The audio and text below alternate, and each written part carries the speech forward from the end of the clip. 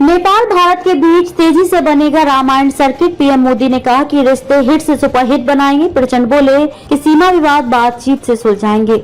भारत और नेपाल के बीच प्रस्तावित रामायण सर्किट के काम में तेजी लाई जाएगी। भारत पहुंचे नेपाल के प्रधानमंत्री पुष्प कमल दहल प्रचंड और पीएम नरेंद्र मोदी से मुलाकात में ये फैसला हुआ। बातचीत के बाद पीएम मोदी ने कहा कि दोनों देशों के बीच रामायण सर्किट का काम तेजी से पूरा किया जाएगा। प्रधानमंत्री बोले कि मैंने और पीएम प्रचंड ने नेपाल भारत की पार्टनरशिप को हिट से सुपरहिट बनाने के लिए कई महत्वपूर्ण फैसले किए हैं। इसके अलावा दोनों नेताओं ने भारत नेपाल के बीच नेबरहुड फर्स्ट पॉलिसी पर भी चर्चा की। इस दौरान हाइड्रो पावर डेवलपमेंट, एग्रीकल्चर और कनेक्टिविटी जैसे मुद्दों पर भी बात हुई।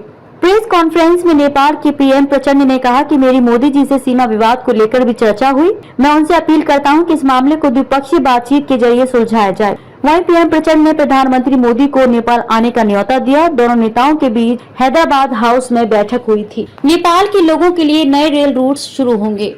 पीएम मोदी ने कहा कि मैंने 2014 में नेपाल की पहली यात्रा की थी। तब मैंने एक HIT यानी हिट फॉर्मूला दिया था। इसमें हाईवे, आईवे और ट्रांसवे शामिल थे। मैंने कहा था कि हमारे बॉर्डर दोनों देशों के रिश्तों में बैरियर नहीं बननी चाहिए। आज मैं कह सकता हूं कि हमारे संबंध हिट हैं। नेपाल के लोगों के लिए नए रेल रूट शुरू किए जाएंगे। इसके अलावा वहाँ के रेल कर्मियों को ट्रेनिंग भी दी जाएगी।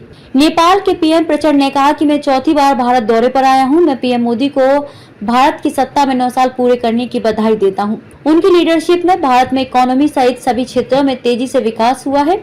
आज भारत और नेपाल के बीच संबंधों को आगे बढ़ाने के लिए कई महत्वपूर्ण समझौते हुए हैं। बतौर प्रधानमंत्री प्रचंड का चौथा भारत दौरा। इससे पहले गुरुवार को पीएम प्रचंड ने राजघाट पहुंचकर महात्मा गांधी को श्रद्धांजलि दी थी। प्रचंड दोपहर बाद राष्ट्रपति द्रौपदी मुर्मू और उपराष्ट्रपति जगदीप धनखड़ से भी मुलाकात करेंगे। नेपाल के प्रधानमंत्री के तौर पर प्रचंड का ये चौथा भारत दौरा है। बुधवार को वो दोपहर करीब 3 बजे भारत पहुंचे थे।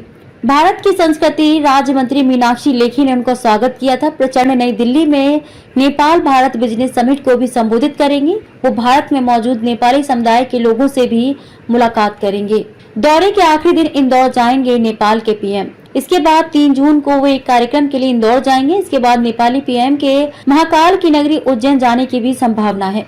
नेपाल के पीएम इससे पहले मई में भारत आने वाले थे, लेकिन कैबिनेट विस्तार के चलते उन्होंने यात्रा टाल दी थी। नेपाल में परंपरा है कि जो भी नेता वहां का प्रधानमंत्री बनता है वो अपने विदेशी यात्राओं की शुरुआत भारत से ही करता है।